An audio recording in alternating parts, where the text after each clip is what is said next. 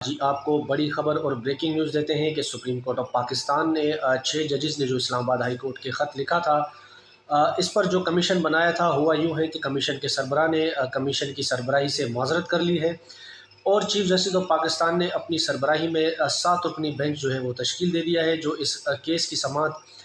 बुध के रोज़ सुबह 11:30 बजे करेगा। क्योंकि इत्तलात इस तरह की आ रही थी कि ये 6 जजेस जो हैं वो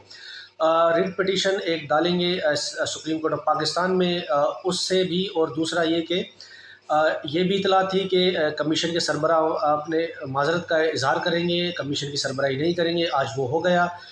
इन सब मामलात से सुर्ख़ी से बचने के लिए काज़ी फ़ायज़ा ने 7 रुकनी बेंच बिल-आख़िर बना लिया। बेंच बना लिया गया है, लेकिन इस पर भी कुछ एतराज़ इस तरह से आ रहा है कि चीफ़ जस्टिस साहब ने इसमें 2 जूनियर जजों को रखा है, जबकि सीनियर मोस्ट जज जो हैं वो एक मुनीब अख्तर साहब हैं और आयशा ए मलिक, इनको इस बेंच में शामिल नहीं किया।